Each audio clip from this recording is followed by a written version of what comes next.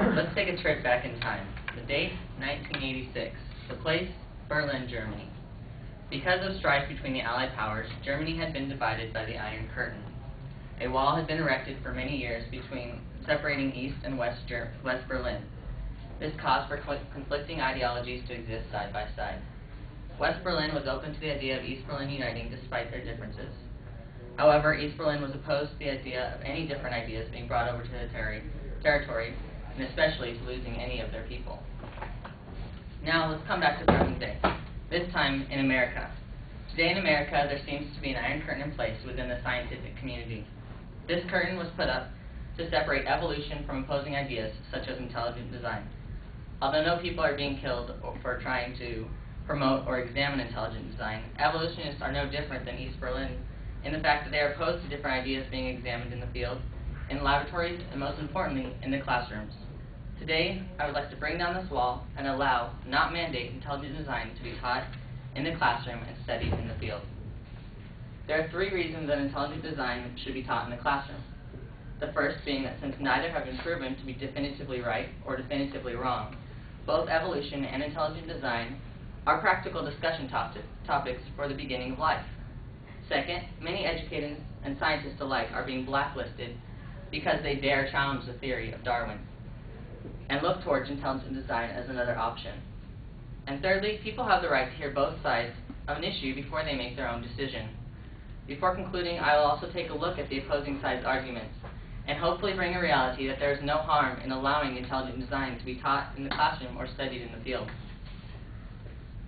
Both evolution and intelligent design are theories, which is defined in Webster Dictionary as a hypothesis assumed for the sake of argument and investigation. Evolution has been at the center of argument and investigation for a century and a half. Now that the arguments and investigation have led some to the opposing view, evolutionists are shutting the door to further the investigations and arguments about the beginning of life. While intelligent design has not been under the same scrutiny for as long as evolution, those opposing this theory are keeping it from the possibility of being proven wrong or possibly even right. This idea of keeping an opponent from expressing their views or trying to make their case is rarely seen in other fields of study in the United States. Take, for example, the field of political science. Republicans are not stopping Democrats from expressing their views, although let's face it, politics would be much more enjoyable and easier to bear if we only had to deal with one side. But that's not the case. They simply try to prove the other side wrong and prove their case better. This form of debate should be embraced by the field of science. Hearing opposing sides allows for further investigation into the different theories. An investigation of something will only lead further to the truth, which is what everyone wants. Because this open debate is not being embraced and actually being frowned upon, many scientists trying to open up the discussion are being blacklisted by those in favor of keeping the wall up between evolution and intelligent design. Ben Stein's documentary, Expelled, No Intelligence Allowed, highlights a few cases where professors, scientists, and even journalists are fired for their job and put on the scientific blacklist and unable to obtain another job. Take, for example, Dr. Richard Sternberg, a former employee for the Smithsonian Institute. He is what Ben Stein would refer to as a bad boy because he questioned the powers that be. Sternberg simply published someone else's essay that talked about intelligent design. He did not put his opinion out at all. But because of this outrageous act that he took, he was pressured by the Institute to resign. Dr. Caroline Crocker was a professor at George Mason University who had a couple of slides mentioning intelligent design during one of her classes. Upon hearing news of this, the administration felt that she needed to be disciplined for her actions. At the end of the semester, Crocker was fired from her job and has been unsuccessful in obtaining another one. Teachers and scientists are not the only ones put on the list for talking about intelligent design. Pamela Winnick, a journalist, received hate mail after publishing an article that simply explained what intelligent design was, not taking a position for or against the issue. While Winnick was fortunate enough to keep her job, further works of hers were not respected or accepted in the scientific community. Also, the Discovery Institute has published an article titled Dark Matter, Blacklisted Iowa State. The article talks about Dr. Guillermo Gonzalez, who is an astronomer from Iowa State, who has many credited sources, the second most in a lifetime from faculty at Iowa State. And although Dr. Gonzalez's work is highly popular, he is being refused tenure because of his support for intelligent design and lack of support for evolution. Dedicated scientists and teachers alike are being denied their freedom to think freely and express their opinions about the creation of Earth and the universe.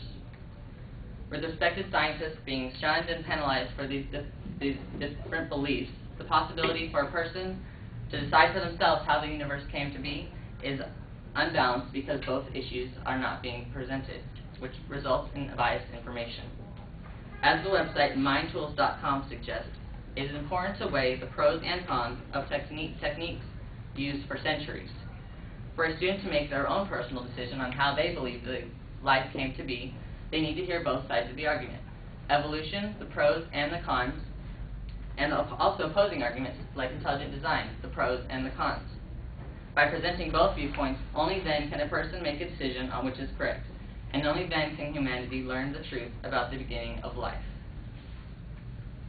The number one reason people are opposed to allowing intelligent design and being taught in the classroom and studied in the field is that it allegedly goes against the Establishment Clause of the United States Constitution by teaching religion in the classroom. However, this seems like a logical concern at first glance. Taking a deeper look at the claim, there is no support for this opposition. Intelligent design has nothing to do with religion. This is not a claim to teach about creation by God, creation by law, or even creation by the flying spaghetti monster. And yes, that is a creation theory.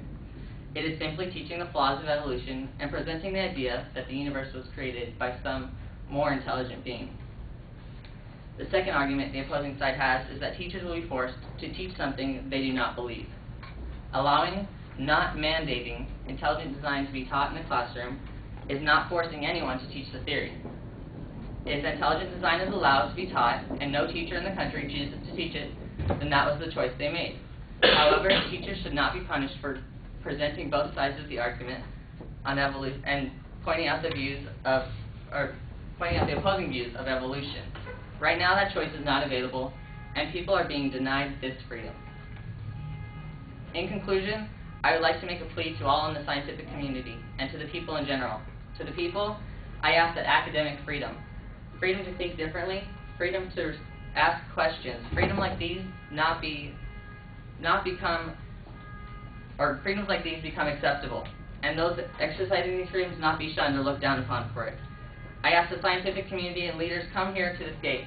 Scientific community, open this gate. Scientific community, tear down this wall. If Berlin can unite together with war on their heels, it would be much easier for us to unite together on this trivial issue. So once again, I ask you, tear down this wall and let the land of the free extend to those in science.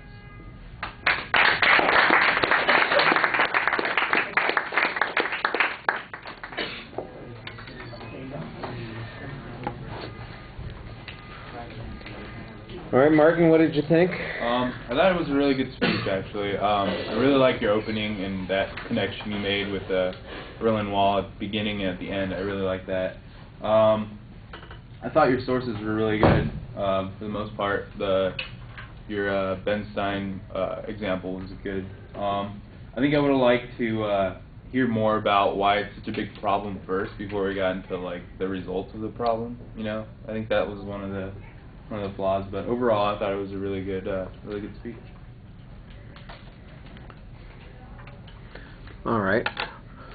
I like the opening, and I like that you came back to it at the end. It's a nice metaphor that you're using there. I do think you need to provide us a little bit more context about what the issue is and how it is, why it belongs in the discussion of evolution, primarily, I suppose, in a science context, and how it meets those criteria. I didn't think I got much discussion on that. The blacklisting part was the part where you had the most evidence, where you're talking about particular cases where people have had problems because they have tried to teach intelligent design or appear to be advocating it, and that's the one place where I thought you had a lot of information and evidence to support your point.